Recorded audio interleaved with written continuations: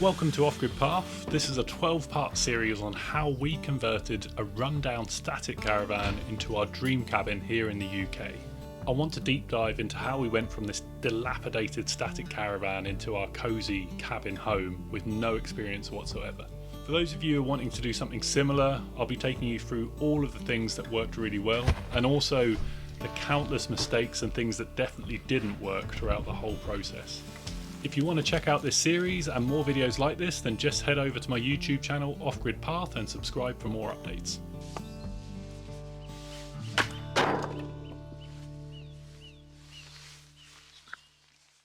Welcome to the final part in this 12-part series, part 12, and in this episode I'm going to give you a tour of the cabin as it is. I wouldn't say it's finished, but it's certainly to a standard that it's really comfortable to live in, and there's always going to be things that we want to do to the cabin, extend, maybe do a porch, lots of things on the outside, little finishing off snaggy bits on the inside. So I just wanted to give you a tour just so you can see the final kind of finished version of the cabin. So if you have watched every episode in this series, thank you so much for watching. If you haven't, I take you through every part of the process from start to finish to this point right now where you can see the finished product. So I want to start with the kitchen and lounge, and as you can see with the shelves up and lots of these kind of finishing touches and cladding and everything kind of coming together, we were really happy with the final kind of look of the cabin. This is what we were going for, something kind of like a faux log cabin. It's not a log cabin, it's still very much a static caravan, but we wanted it to be as rustic and cabiny as we possibly could make it. So obviously with excess wood and things like that, it really adds to the aesthetic. You were so lucky to have a pitched roof on this cabin because the rafters really make a big difference to, one, the height of the cabin and the feel of living here, and just adding a bit of, storage certainly in the bedroom. But in terms of functionality, it works really well. Really glad we made the decision to move the doors from which they were originally, as you've seen in previous episodes, behind this burner to the kitchen. We really wanted that lounge to be separate and cozy, especially in the winter. We didn't want to be our main entry and exit. So we're coming in and out of the kitchen area, which is more of a kind of working area, if you like. So we really wanted that lounge to be cozy.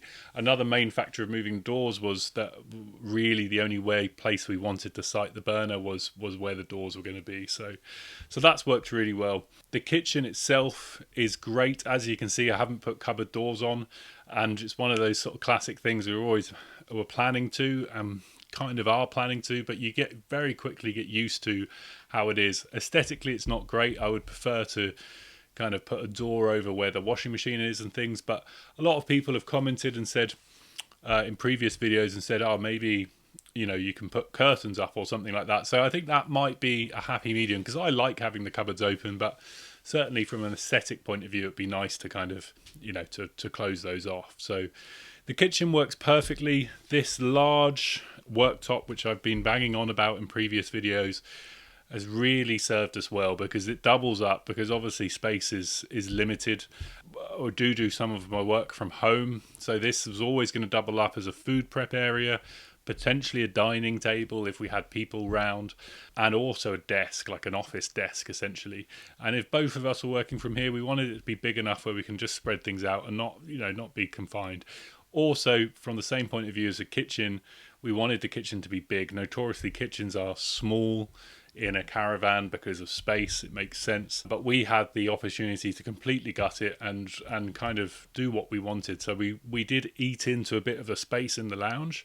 That's not that bad at all. But, our main priority was to have a relatively, compared to the space, a large kitchen to work with, and we've got that, and we're really happy with the way that's worked. So overall, the kitchen with the shelves has worked really nicely as well. So really happy, really happy with the aesthetic, how it feels, and having lived in here for a year, it's cozy. It really, the summer is great. The doors are open, all the windows are open. It's pretty cool in here, and the winter it gets hot. We basically have to have some of the windows open when the log burner's on, because the log burner is a large size for the space it's trying to heat. We did get that for free.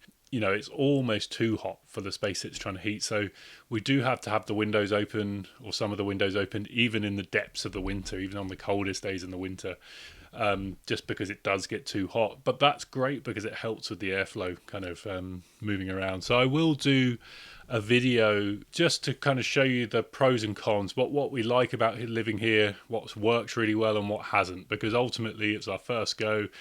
And we thought of things that we think would work, but in reality, you really have to live that to know whether they do work. So I'm going to do a video on like pros and cons, what worked and what didn't, if you find that interesting. Lounge, just quickly, works really well. Storage up above was just a bit of a bonus. That's kind of we didn't build that in. That was just incorporated into the design of the static caravan. So that works quite well. It's a bit of storage. Not much going on in the lounge, really. It's quite a straightforward space, but small, cozy, just does the job really well. We did get this couch for free, so I can't complain because it's for free. It's not probably, I reckon it's probably a bit too big for the area, and if we were ever going to buy a couch, we'd probably get something a little bit smaller, just because it does seem a bit imposing for the size of the space. But apart from that, it's great. So moving on to the bathroom and shower. As you've seen in previous episodes, we made huge mistakes with the bathroom. We're not waterproofing the walls before tiling, and all sorts of things like that. So it's functioning, and it's functioning fine. It does its job. But it's probably going to be something we're going to have to change down the line. I think we've kind of succumbed to that idea, knowing that we made a huge mistake. We've learned from that. However, there's nothing we can do about it now, so we probably will have to change that down the line. For now, it's working fine. There's no issues. It's still not completely finished. It looks a bit rough and ready.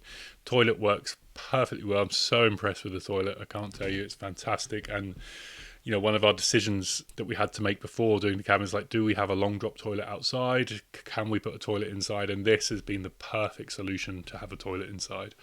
So yeah, everything from the shower and the toilet and everything works. It functions in the bathroom, but aesthetically, not the best at the moment, at least. The hallway is the hallway. That, when I talk about these double doors, these are actually technically the back doors. And you can see the main door in the hallway. We've never used that. I have to build stairs outside, which I haven't done yet because it's too high to kind of get into. So even from building stairs, I don't think we'll use it. And it's these doors are the main doors we use. That's how we'd come into the cabin. So it's unlikely we'd ever really use that door, to be honest. The axe wall, love it. Always going to be a great feature. And then the bedroom, we are so happy with the bedroom. Again, lucky with the size of this static caravan. It was technically a 2-bedroom caravan. Where the bed is essentially kind of roughly where the one of the bedrooms was. So that's worked really well. The bed works fantastically well. The storage underneath the bed works incredibly well as well. And really happy that we carpeted the bedroom, because it does make a big difference. I don't think it makes really, if it does, it's negligible if it makes an actual physical difference to the temperature in there. But psychologically, having carpet just makes it feel a bit cozier. Obviously, with the burner being this end of the cabin, does struggle to get heat through there, but it does warm it up a little bit. And I prefer sleeping in a colder temperature place, really, rather than it being too hot. So overall, very happy with the bedroom. Very lucky that it's a really good sized bedroom as well. So that's great. But I mean, really don't spend any time in there. Like I was saying in previous episodes, we built that window seat with the idea of kind of romantically sitting on it and reading a book and looking out into the willow kind of little small wooded area, but never done that. So minimal time spent in the bedroom, but it works really well. There's obviously so much more I want to do with the cabin. Building a porch outside, running kind of at least 2/3 of the length of the cabin would be great.